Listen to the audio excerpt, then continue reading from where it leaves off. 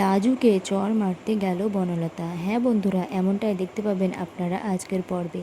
লাজুকে বনলতা চড় মারতে গেলে লাজু তার হাতটি ধরে নেয় এবং বলে, দরকার হলে আমি এবার মারবো, আর মার খাবো নে। পুরোটা জানতে ভিডিওটি দেখতে থাকুন। সুদেবদের বাড়ি থেকে লাজু বেরিয়ে চলে আসে। সুদেব সিঁদুর পরাতে গেলে লাজু তার সুদেবের হাত থেকে সিঁদুরকোটো কেড়ে নেয় এবং বলে, তোমার নামের সিঁদুর এই সিঁথিতে আর কখনো উঠবে না। আর এই সম্পর্ক রাখবো কি না আমি ভেবে দেখব, আর এই সম্পর্কও আমি একদম রাখবো না। তাই বলে লাজু ব্যাগপত্র নিয়ে দরজার গেটের মুখে চলে যায়। আর তখনই বনলতা গিয়ে বাধা দেয় এবং বলে, লাজু, এবং চোখ রাঙাতে থাকে লাজুকে এবং বলে, তুই এভাবে বেরিয়ে যেতে পারিস না। তখন লাজু বলে, আমার ব্যাপারে আমি তোমাকে কোনো রকম কথা বলতে বলিনি, আমি তোমার কোনো রকম পরামর্শ চাইছি না আমি আমার জীবনে। আর লাজু এই কথা বলাতে বনলতা তো খুবই রেগে যায় এবং লাজুর গায়ে হাত তুলতে যায়। আর তখনই লাজু বনলতার হাতটা ধরে নেয় এবং হাত নামিয়ে দিয়ে বলে, আমি আর মার খাবো নে, দরকার হলে মারবো, কিন্তু মার খাবো নে। এরপরে বনলতা তো আরও রেগে যায় এবং বলতে থাকে, ও তুই কেন বাড়ি থেকে বেরিয়ে যাচ্ছিস আমি কিছু বুঝি না নাকি? তোরাও তো প্ল্যান করেছিস, তার মানে তুই আর অনুভবও প্ল্যান করেছিস, তোরা দুজনে বাইরে চলে যাবি এবং অনুভবকে সুদেবকে ডিভোর্স দিয়ে অনুভবকে বিয়ে করবি, এটাই তোর প্ল্যান, আমি জানি না নাকি?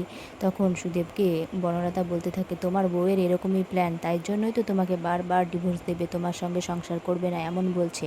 বুঝতে পারছো না তোমার বউয়ের পেটে পেটে কেমন বুদ্ধি?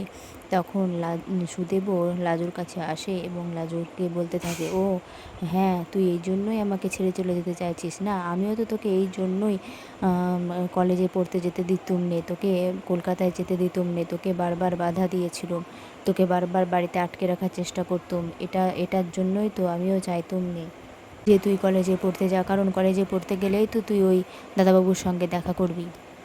এরপরে লাজুও তো খুব রেগে যায় এবার সুদেবের ওপরে। তারপরে সুদেবকেও অনেক কথা শুনিয়ে দেয়, বলে যে, তোমার মতো লোকের কাছে আমি কোনো রকম কথা শুনতে চাই না, তোমার মতো লোকের কাছে এর থেকে বেশি আর কি আশা করা যায়?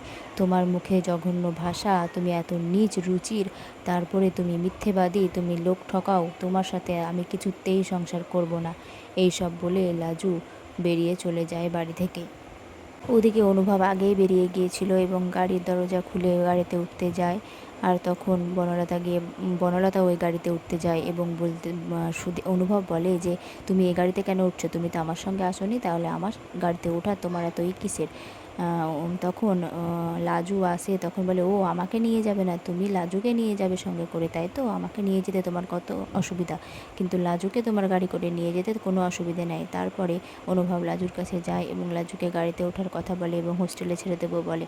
তখন বনলতা বলে, হোস্টেলে কেন যাবে? ও তোমার বাড়িতে যাবে, ওর কত দুঃখ, ওর কত কষ্ট, ঠাম্মির কাছে গিয়ে বলবে না আমার কত দুঃখ, আমার কত কষ্ট, তাই না লাজু? তখন লাজু বলে, তোমাদের বাড়িতে আমি থাকতুম ঠিকই, কিন্তু সারা জীবন আমি তোমাদের বাড়িতে থাকবো না, এটা তুমি জেনে রাখো। আর আমি একটা মাথা গোঁজার ঠাঁই পেয়েছি, আর আমি সেখানেই থাকবো। তারপরে অনুভব গাড়িতে উঠতে বললে লাজুও আর ওঠে না, লাজুও চলে যায়, আমি একাই ফিরতে পারবো তাই বলে। অনুভব বাড়ি ফিরে বনলতার কুকীর্তি বাড়ির সকলের সামনে বলে।